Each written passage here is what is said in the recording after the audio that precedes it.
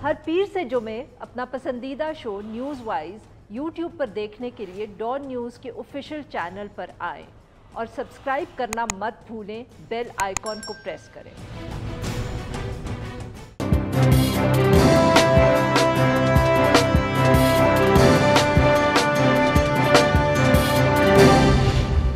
Welcome to news wise, मैं हूं आरिफा नूर। आज प्रोग्राम में सबसे पहले हम बात करेंगे जो ताज़ा तरीन सियासी सूरत हाल है और इसी हवाले से जो अपोजिशन के राब्ते हैं अपोजिशन जमातों के साथ, हुकूमत के हमायतियों के साथ, उनमें तेज़ी आ रही है। तो दूसरी तरफ पाकिस्तान तहरीक इंसाफ की भी जो अपने इत्तेहादी हैं उनके साथ ताल्लुकात पर बात हो रही है।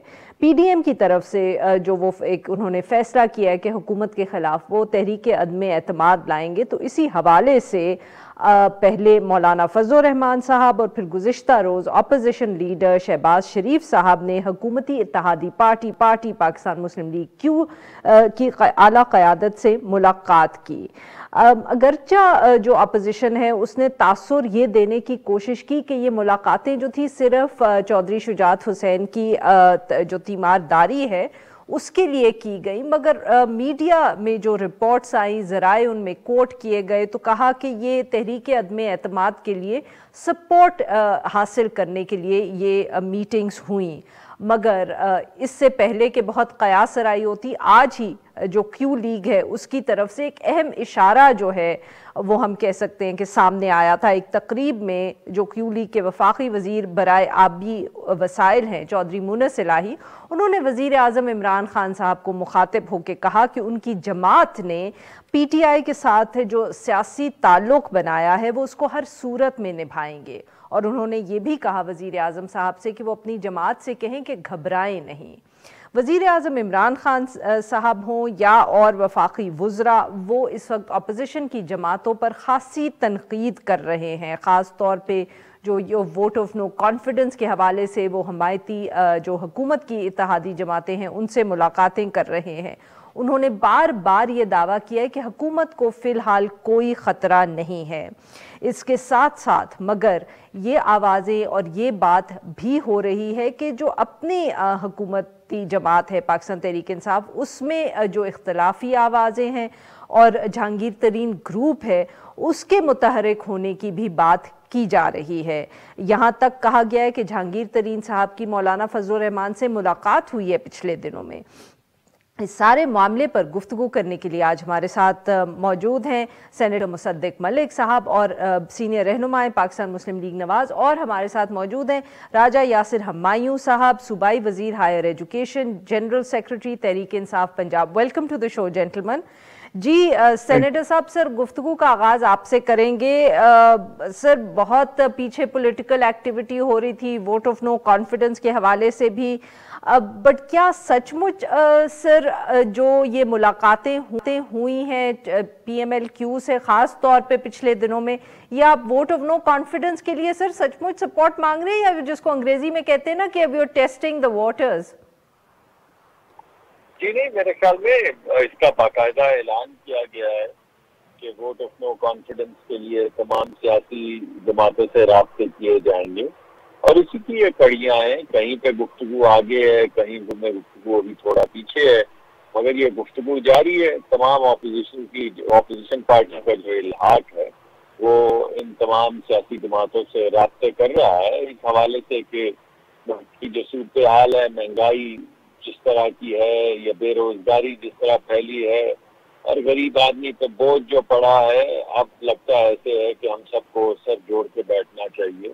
और सर बट आज मुनस इलाही साहब की आपने गुफ्तगू सुनी, उन्होंने तो लगता है फिर आपकी जो प्लानिंग थी, हिकमत अमली थी, उम्मीदें थी, सब पर पानी फेर दिया। नहीं, पानी तो नहीं उन्होंने फेरा। अच्छा, मुझे अभी रास्ते में एक साहब मजाक में कह रहे थे कि उन्होंने ये कहा है कि हम हुकूमत के साथ हैं, तो ये तो नहीं कहा कि किस हुकूमत के साथ है। सर इस वक्त तो एक ही हुकूमत है ना, अब आप इतनी भी ये तो आप सचमुच सर मतलब कि वो ख्याली पुलाव पका रहे हैं। इस वक्त तो हुकूमत एक ही है सर। जी मैंने आपको इसी वजह से कहा कि मजाक में कोई एक साहब जिनसे मेरी मुलाकात हुई वो ये बात कर रहे थे। मैंने कतई उनकी बात को कोई री इंटरप्रेट करने की कोशिश नहीं की। हम ये समझते हैं कि इस वक्त जो तमाम सियासी जमातें हैं वो इल्हाकी पार्टी, बिलखुसूस ऐसी पार्टीज जिनका एक सियासी बैकग्राउंड है, जो कई दिहाइयों से इलेक्शन लड़ रहे हैं, उनसे कांटेक्ट करेंगे। हमें इस बात का यकीन है कि जो लोग सियासी जहन रखते हैं उन्हें मालूम है कि अवाम में वापस उतरना जो है वो नामुमकिन हो जाएगा, और जो वोट लेकर आते हैं उन्हें पता है कि वोट का मान कैसे रखते हैं। तो हमारा ये फर्ज है कि हम जाएं और तमाम जो जमातें, सियासी जमातें हैं, उनसे कांटेक्ट करें और उनसे गुफ्तगू करें। सर, कोई डेडलाइन है आपके जहन में इस सारे मतलब के वोट ऑफ नो कॉन्फिडेंस के हवाले से? लॉन्ग मार्च से पहले करेंगे, बाद में करेंगे, कब तक आप लोगों को से सपोर्ट मांगते रहेंगे? जी देखिए, वोट ऑफ नो कॉन्फिडेंस तो उसी वक्त होगा जिस वक्त नंबर्स पूरे होंगे, और आपको मालूम है कि अददी बरतरी जो है वो हुकूमत और उसकी इल्हाकी जमातों को है।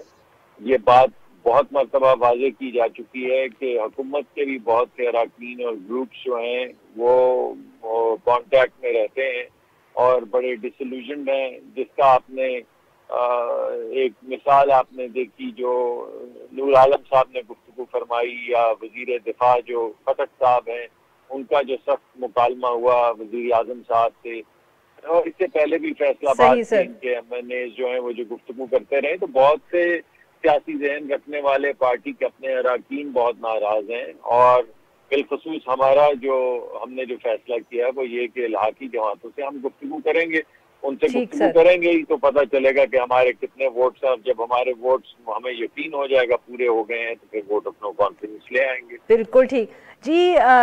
राजा साहब, सर ये बताइएगा कि जहांगीर तरीन ग्रुप की फिर से गुफ्तगू हो रही है, बात हो रही है कि वो मुतहरिक हो गए हैं पंजाब में। सर क्या सूरत हाल है? क्या सचमुच आप लोगों को कोई खतरा है जहांगीर तरीन ग्रुप, और क्या वो सचमुच एक दफे फिर मुतहरिक हो गए एज एन इंडिपेंडेंट या dissenting group within Pakistan Tehreek Insaf? बिस्मिल्लाहिर्रहमानिर्रहीम। पहले तो मलिक साहब ने जो बात की उसका मैं जवाब देना ये चाहूंगा कि जब आपने नो कॉन्फिडेंस मूव लानी होती है ना, तो फिर आप इस तरह पब्लिक शोज नहीं करते होते। आपने मुलाकातें करने में जरूरी नहीं कि आप उसको टीवी पे आके पब्लिसाइज करें, आप मिल सकते हैं पॉलिटिकल पार्टी से। तो ये तो मुझे ज्यादा शो ऑफ लग रहा है। वाकई मुझे कोई इसमें सीरियसनेस नजर नहीं आ रही, बाकी मजाक ही लग रहा है।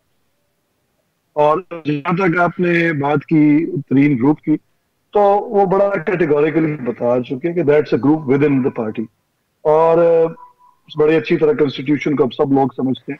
आप फ्लोर क्रॉस तो कर ही नहीं सकते किसी सूरत में, और आपने अगर नो कॉन्फिडेंस मूव लेके आनी हो तो आप जो मेजॉरिटी प्रूव करना ऑपोजिशन का काम है, और उन्होंने लोगों को लेके आना है। और अगर आपकी हुकूमती पार्टी का कोई भी रुकन उस तरफ जाए तो फौरी तौर पे उसकी मेंबरशिप खत्म हो सकती है या हो जाती है। तो अगर आप PTI के टिकट पे जीत के आए हैं तो देयर इज नो वे कि कोई भी वोट करे ना, वो करना चाहते हैं, उनका कोई प्रोग्राम नहीं है। एक अच्छा खासा डेवलपमेंट प्रोग्राम जो है वो उनको मिला हुआ है, 2 साल उनके पास बजट है, एक बड़ा तरक्याती पैकेज है जिसपे काम हो रहा है, और जिसके जो भी फ्रूट्स हैं उनके सपोर्टर्स को उसी सूरत में मिल सकते हैं अगर कंटिन्यूएशन रहे गवर्नमेंट की टिल द एंड। दूसरी बात ये कि इत्तेहादी जमातें, मेरा ख्याल है कि दोनों पंजाब में भी और फेडरल में भी उनके इंटरेस्ट कन्वर्ज नहीं करते नून लीग के साथ। काफ लीग जो है उसका हर हल्के में जो मुखालिफ वोट है वो नून को पड़ता है, नून का मुखालिफ वोट काफ को पड़ रहा है।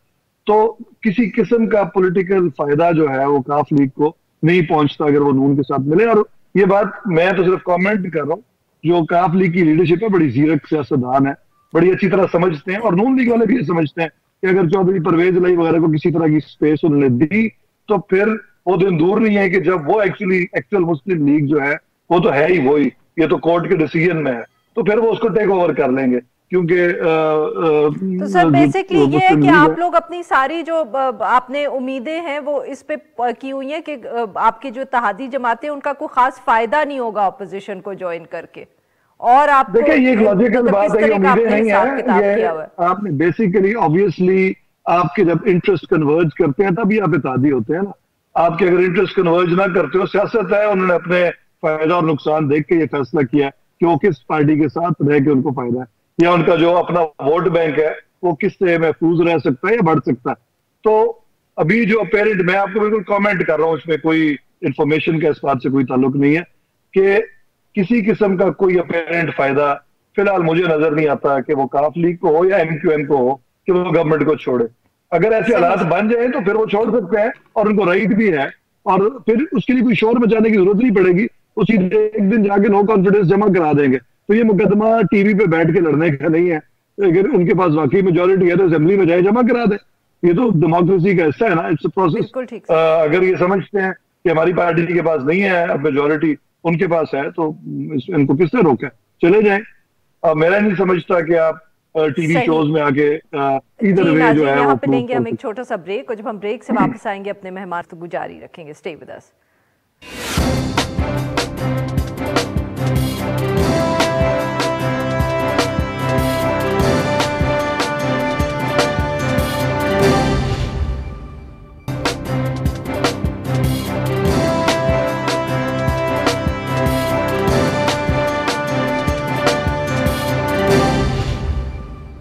वेलकम बैक नाज़रीन। हम गुफ्तगू कर रहे हैं डॉक्टर मुसद्दिक मलिक साहब से और राजा यासिर हमायूं साहब से, और हम बात कर रहे हैं ऑपोजिशन की जो इस वक्त हिकमत अमली है वोट ऑफ नो कॉन्फिडेंस के हवाले से। डॉक्टर साहब, राजा साहब ने ये बात तो सही की कि सर जब वोट ऑफ नो कॉन्फिडेंस करना होता है तो उसकी फिर प्लानिंग इस तरह टीवी पर बैठ के तो नहीं होती। नहीं, टीवी पे तो आपने हमें बुलाया है, मैं तो राजा साहब से मुत्तफिक हूँ। इस पे कोई टेलीविजन वाली प्लानिंग नहीं हो रही है। हम लोग तो बाकायदा जा रहे हैं, मुलाकातें कर रहे हैं, मशवरे कर रहे हैं। वो मुलाकातें भी तो टेलीविजन के सामने ही हो रही है ना जी। अब टेलीविजन से तो कोई छुप नहीं सकता। कोई खुफिया मीटिंग करने का तो हमें उम्मीद है जमाना चला जाएगा। वैसे अभी गया तो नहीं है, लेकिन उम्मीद है कि बिल्कुल चला जाएगा और जमहूरियत ट्रांसपेरेंट होती रहेगी। अगर हमें किसी सियासी जमात को अप्रोच करना है तो उससे मिलने में कोई हर्ज नहीं है, और अगर वो हमारे साथ मिलना चाहें तो उन्हें रोक कोई नहीं सकता। और अगर वो चाहें कि वो इंडिपेंडेंट रहेंगे या हुकूमत के साथ रहेंगे तो भी ये उनका हक है। तो इसमें तो कोई बुरी चीज नहीं है, ना कोई बुरी चीज हो रही है। हुकूमत कॉन्फिडेंट अगर है तो अच्छा है, लेकिन हुकूमत, वजीर आजम साहब एक दिन में 3-3 मरतबा इजलास करें, 3 मुख्तलिफ इजलास करें इसी हवाले से कि लाया अमल क्या होगा। तो अगर कुछ हो नहीं रहा तो फिर लाया अमल किस चीज का है। जहां तक हुकूमती पार्टी के अरकान की बात है, ये बात बिल्कुल ठीक की है राजा साहब ने कि वो फ्लोर क्रॉसिंग करेंगे तो वो डिस्क्वालीफाई हो जाएंगे। मगर अगर किसी को यकीन हो जाए या असेंबली के ज्यादातर अरकान को यकीन हो जाए कि ये असेंबली अब खत्म होने लगी है, तो फिर अगर वो डिस्क्वालीफाई हो जाए तो हुकूमत तो जा चुकी होगी, ये गई हुई हुकूमत में वो होंगे डिस्क्वालीफाई। और हमारा तो मुकदमा ये है कि फौरी तौर पे इलेक्शन होने चाहिए, एक फेयर मैंडेट, लेजिटिमेट मैंडेट मिलना चाहिए, ताकि जो मुश्किल बहरानी हालात हैं इस वक्त, उनके लिए जो मुश्किल फैसले करने हैं वो एक नई लेजिटिमेट गवर्नमेंट कर सकती है। और यही मुकदमा लेकर हम दीगर पार्टीज के पास जा रहे हैं। मैंने तो आपको पहले ही बताया कि इसमें सिर्फ कोई सियासी जोड़ तोड़ का मामला तो नहीं है। जो हम सड़क के ऊपर भी आने का कह रहे हैं उसकी वजह ये है कि अवामी प्रेशर जो है वो जब उन लोगों पर पड़ेगा जो 2-3 दिहाइयों से जमहूरी सियासत कर रहे हैं और समझते हैं कि वोट लेकर आना चाहिए या वोट लेकर आते हैं, तो फिर वो जरूर अवाम की आवाज सुनेंगे। और हर ऑपोजिशन का जो इल्हाक होता है या कोई भी ऑपोजिशन की जमात है, उसका फर्ज है कि अवाम का मुकदमा है वो पार्लियामान में भी लेकर जाए और सड़क पर भी लेकर आए। राजा साहब, ये जो डॉक्टर साहब बात करें ना सर, ये बड़ी अहम है। आप लोग माने ना माने, आपके मेंबर्स के लिए सबसे बड़ा मसला तो यही है सर कि अगले इलेक्शन को जीतना कैसे। अगला इलेक्शन तो दूर की बात सर, लोकल गवर्नमेंट इलेक्शन से भी आप लोग जरा घबरा रहे हैं। केपी में तो हाल हमने देख लिया। देखें, ऑब्वियसली किसी भी पॉलिटिकल पार्टी जो है उसका अगले इलेक्शन की तरफ नजर तो जरूर होती है, स्पेशली जब चौथे साल में आप हो और जो प्रॉब्लम्स हैं जिसमें महंगाई सबसे ज्यादा और हालत खराब है नजर में है। देखें, ये तो इंटरनेशनल फिनोमेना है। जब महंगाई आ जाए तो कोई भी पॉलिटिकल पार्टी चाहे उसकी जितनी मर्जी अच्छी परफॉर्मेंस फिनोमेना तो पिछले साल से हुआ है। पाकिस्तान में तो हम 4 साल से महंगाई देख रहे हैं। नहीं, आप बात पहले सुन लेना जरा हौसले के साथ। मैं ये कह रहा हूँ कि कोई भी किसी भी जगह जब महंगाई आती है तो पॉलिटिकल पार्टी जो हुकूमत में होती है उसको नुकसान होता है, इसमें कोई शक नहीं है। और हमारे पास जो 1 साल है, हमने ये देखना है कि किस तरह हम इस महंगाई का जवाब दे सकते हैं। और इकोनॉमिक ग्रोथ एक वाहिद तरीका है कि अगर लोगों को ये नजर भी आ गया ना कि आप इकोनॉमिक ग्रोथ के ट्रैक पे चले गए, तो शायद वो दोबारा जो मायूसी फैली हुई है थोड़ी बहुत, वो खत्म हो जाएगी। तो हम तो इसी उम्मीद पे कोशिश कर रहे हैं, बड़ी सावधानी के साथ कर रहे हैं। और हमारा ये पॉलिटिकल राइट है कि हम अपने 5 साल में अगर जो भी मामला बने हैं, जिस वजह से भी बने हैं, उनको टर्न अराउंड कर दें तो भी ये सक्सेसफुल। और अगर नहीं कर सके तो ऑब्वियसली अपोजिशन पार्टी के पास मौका है, वो इलेक्शन जीत के आ जाएंगे। दूसरी बात, जो नो कॉन्फिडेंस का बिल्कुल राइट होता है अपोजिशन पार्टीज को, अगर ये मना ले उनको तो नो कॉन्फिडेंस ले आए।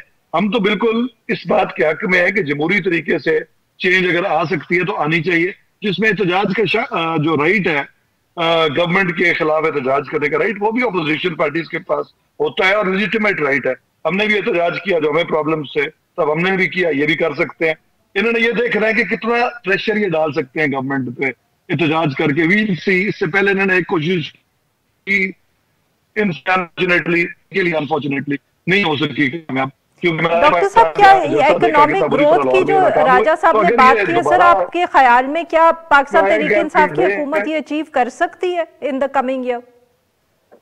देखिए, चौथा साल है, 1 साल रह गया है, आखिरी कुछ महीने तो कैंपेनिंग में सब निकल जाते हैं। इनफैक्ट आखिरी साल में लोग कैंपेनिंग में चले जाते हैं। अभी चंद दिन पहले आपने देखा कि 3 रुपए 12 पैसे बिजली का 1 यूनिट जो है उसकी कीमत बढ़ा दी गई है। और अभी उन वज़रा जिन्होंने टोल्स बढ़ाए हैं ताकि इदारे जो हैं उनकी कारकर्दगी बज़ाहिर अच्छी लगे, चाहे उसका पूरा बोझ जो है वो आवाम पर आ जाए, जो सड़कों पे मोटरसाइकिलें गाड़ियां चला रहे हैं या ट्रक चला रहे हैं जिसके जरिए आमदोरफ्त होती है अनाज की, तो ये तमाम बोझ लोगों को उठाना पड़ रहा है। अगर कोई भी इशारिया बेहतर हो रहा होता तो मैं बिल्कुल राजा साहब की बात मान लेता, लेकिन हमें तो हमारे सड़क पे आने का मकसद, हमारा वोट ऑफ नो कॉन्फिडेंस करने का मकसद ही सिर्फ ये है कि कोई भी शख्स जो 30, 35, 40 हजार कमा रहा है, आप उसका सर्वे कर लें। सही सर। या आपके मुलाजमीन जो डॉन टीवी पे हैं, आप कैमरे का रुख घुमाएं और आपके कैमरामैन और आपके दीगर मुलाजिम। Sir we running out of time. जरा राजा साहब से लास्ट कमेंट दे दे। राजा साहब वेरी क्विकली, सर मुनिस साहब को ये क्यों कहना पड़ा कि वजीर आजम साहब को कि अपने लोगों को कहें घबराए मत? इसका मतलब तो है कि कुछ घबराहट है? नहीं, उसका मतलब कथन ये नहीं है, वो सिर्फ ये कहना चाह रहे थे कि बिल्कुल बड़ा क्लियर मैसेज दे रहे थे कि अपने लोगों को ये बता दें कि काफ लीग ने जो कमिटमेंट की है हुकूमत का साथ देने की, वो पूरी करेंगे अपने इस टेन्योर में एटलीस्ट। तो ये मैसेज उन्होंने बड़ा लाउड एंड क्लियर देना था, उन्होंने दे दिया। उसके बावजूद अगर इसमें कोई हिडन मतलब निकालना चाहता है तो वो जरूर निकाल ले, लेकिन मेरा ख्याल है कि he was very clear on it. बहुत बहुत शुक्रिया हमारे 2 मेहमानों का, उन्होंने हमसे गुफ्तगू। नाज़रीन, यहाँ पे लेंगे हम एक छोटा सा ब्रेक।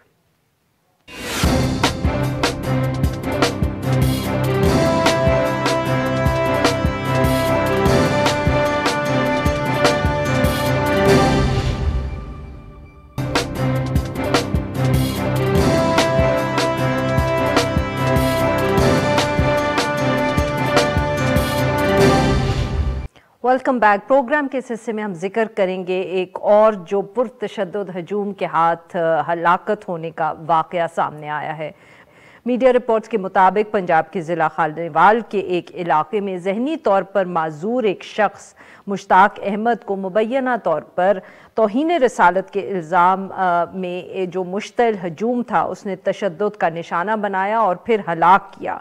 मुश्ताक अहमद के भाई राना जुल्फ़िकार ने मीडिया को ये कहा कि उनका भाई जो है वो गुज़िश्ता 16 साल से जहनी तौर पर मफलूज था और उसका इलाज अभी हो रहा था। राना जुल्फ़िकार के बकौल मुश्ताक अपनी बहन से मिलने मियाँ चन्नू गया और उसके बाद वहाँ क्या हुआ और किस तरह ये सारा वाक़या हुआ इल्म नहीं है। ये कहना है कि मुश्ताक को हजूम की जानिब से रस्सियों के साथ बांधा गया, उसके बाद मारा गया और लाश के ऊपर भी तशद्दुद किया गया। वाक़े के ऊपर हुकूमत ने, वज़ीर आज़म इमरान खान साहब ने नोटिस लिया है। वज़ीर आला पंजाब ने इंक्वायरी रिपोर्ट जो है वो तलब कर ली है, मगर ये पिछले दिनों में कोई पहला ऐसा वाक़या नहीं है। दिसंबर 2021 में ही सियालकोट में एक फैक्ट्री में एक श्रीलंकन मैनेजर के साथ भी इसी तरह किया गया था कि पुरतशद्दुद हजूम ने उसको हलाक किया, और यही इल्ज़ामात इस तरह के थे कि कोई तौहीन रिसालत का केस था। इस सारे मामले पे गुफ्तगू करने के लिए हमारे साथ मौजूद हैं सजबर शाह साहब, नुमाइंदा हैं Dawn News Khanewal. Welcome to the show sir. जी, क्या तफसील वाक़े की सामने आई है? ये किस तरह सारा वाक़या हुआ? अरफानूर साहब, सबसे पहले तो मैं इस वाक़े की पुरजोर मजम्मत करता हूँ। नहीं कि मुस्लिम हमें ये इस बात का दर्स दिया जाता है कि कोई भी मुस्लिम हो या गैर मुस्लिम हो, वो जब भी मस्जिद के अंदर दाखिल हो जाए तो हमें हजूर सल्लल्लाहु अलैहि वसल्लम की जानिब से ये अहकामात जारी हैं कि आप उस पे कोई तशद्दुद नहीं करेंगे, बल्कि उसको उसकी जान की अमान मिल जाती है जो बंदा मस्जिद में दाखिल हो जाता है। क्या ये वाक़या पेश कैसे आया? ये खानेवाल का नवाई चक है 12, ये वहां का रिहायशी था। ये वाकई अपनी एक बहन को मिलने के लिए वहां पे गया हुआ था।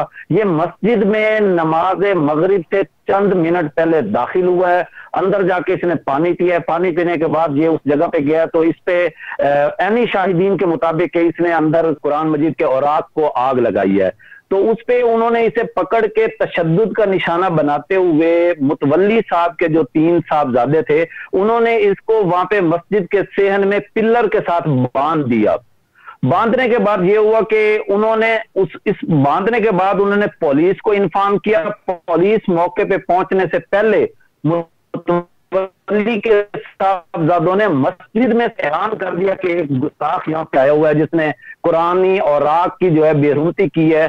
तो उस पे सारा इलाका जो है वो वहां पे इकट्ठा होना शुरू हो गया। पुलिस के पहुंचते ही वहां पे काफी ज्यादा हजूम जो है इकट्ठा हो गया। सबसे पहले वहां पे कोलंबा के SHO मुनव्वर गुज्जर जो है वो वहां पे पहुंचे अपने कांस्टेबल के हमरा। तो इन्होंने उस बंदे को वहां सेहन से छुड़ाकर ये वापस लेके कमरे के अंदर, मस्जिद के साथ जो मुल्क का कमरा था उसके अंदर जाके इन्होंने इसे बंद करके बाइक से ताला लगा दिया, और इस उम्मीद के साथ वहां पे खड़े हो गए कि अब भी पीछे से पुलिस की दीगर नफरी आती है तो इस बंदे को गाड़ी में डालकर मुश्ताक मकतूल को जो है ना हम यहाँ से थाने शिफ्ट करेंगे। लेकिन हजूम इतना ज्यादा बढ़ता गया, पुलिस का रिस्पॉन्ड जो है वो बर वक्त ना हो सका, जिसकी वजह से अहले इलाका ने और वो जो मुश्तिल अफराद थे उन्होंने मस्जिद की दीवारें फलांग कर, दरवाजे तोड़कर उन्होंने अंदर दाखिल होकर इसको जो है बेईमाना तशद्दुद का निशाना बनाया, जिसमें पुलिस की तादाद जो है वो कांस्टेबल की और SHO की वो बहुत कम थी। मुश्तिल अफराद ने न सिर्फ इस शख्स को तशद्दुद का निशाना बनाया बल्कि वो पुलिस एहलकार जो वहां पे इसको छुड़वाने की कोशिश कर रहे थे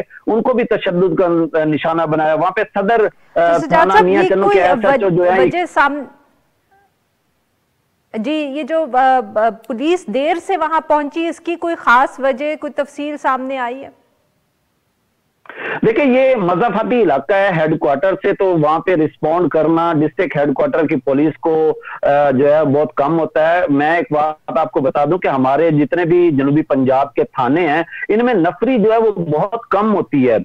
आबादी के तनासब से देखा जाए तो हर इलाके के अंदर जो है हर 150 बंदे पे जो है एक पुलिस एहलकार है। तो इस हिसाब से देखा जाए तो थानों में नफरी कम होती है। SHO साहब फौरन वहां पे जब इन्होंने रिस्पॉन्ड किया तो उस वक्त इनके बैकअप में वहां पे दूसरे जो SHO आए थे वो जो है वहां पे जफर जो है इकबाल शाह साहब वो वहां पे आए। तो मुश्तिल अफराद ने उन्हें भी तशद्दुद का निशाना बनाया, जो इस वक्त अभी भी जख्मी हालत में THQ मियां चन्नू में जो है जेरे इलाज है। ठीक, अच्छा सर, तो बताएं अब उसके बाद कितने लोग गिरफ्तार किए हैं और क्या अब तक कार्रवाई और हो पाई है इस हवाले से? ये बात बिल्कुल क्लियर है कि वहां पे DPO खानेवाल भारी नफरी के हमरा काफी लेट वहां पे पहुंचे। तो इन्होंने पहुंचते पहुंचते उस डेड बॉडी को तहवील में लिया और वहां पे जो हजूम इकट्ठा था, जो तमाशाई थे या जिन मुश्तिल हजूम ने उस जो है मकतूल को तशद्दुद का निशाना बना के मौत के घाट उतारा था, उनको तहवील में लिया। तो बुनियादी तौर पर अब तक जो बात सामने आई है, इस वक्त तक तकरीबन जो है 130 से जायद अपराध को जो है ना पुलिस ने अपनी तहवील में लिया है, जिसमें से जो है इस वक्त जो है 21 ऐसे अपराध मौजूद हैं जो कि उस तशद्दुद में वीडियो सबूत के मुताबिक वहां पे मौजूद थे।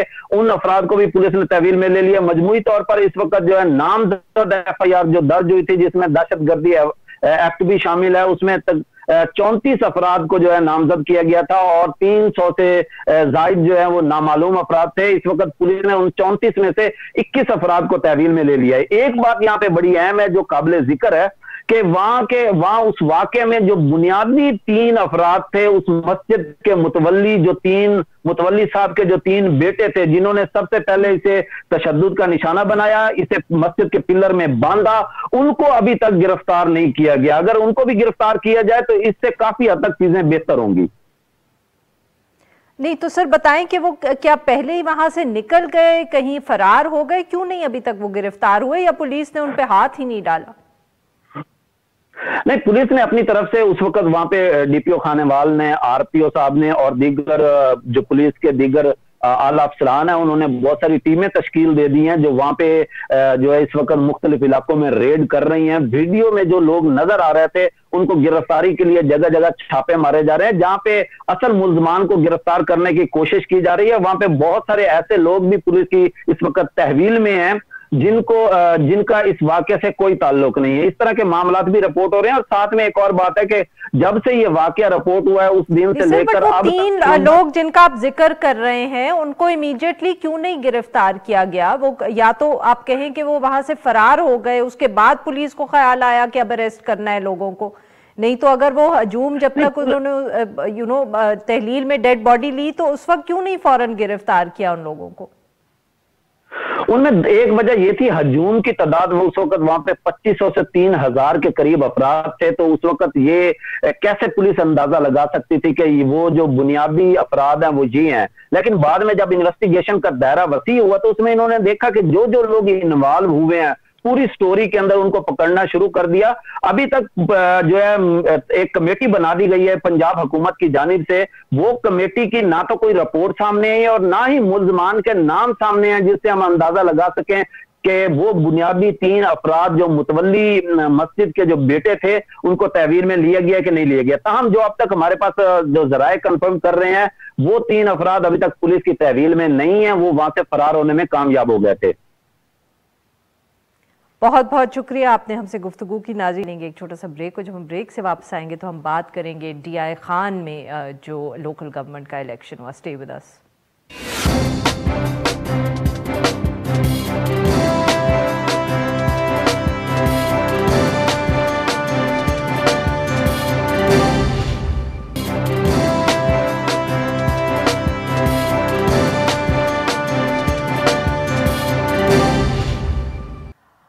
Welcome back. प्रोग्राम के आखिर में हम जिक्र करेंगे खैबर पख्तूनख्वा के ज़िले डेरा इस्माइल खान सिटी काउंसिल का जो मेयर का इलेक्शन है वो पाकिस्तान तहरीक इंसाफ ने जीत लिया है। जो गैर सरकारी नताइज सामने आए हैं तो PTI के जो उम्मीदवार थे और वफाकी वजीर अली अमीन गंडापुर के भाई उमर अमीन गंडापुर, वो 63,000 वोट्स उन्होंने लिए हैं, जबकि JUIFA के जो उम्मीदवार थे वो 40,000 से भी कम वोट्स उन्होंने लिए और ANP और PPP के मुश्तरका कैंडिडेट फैसल करीम कुंडी साहब सिर्फ 32,000 वोट्स ले सके।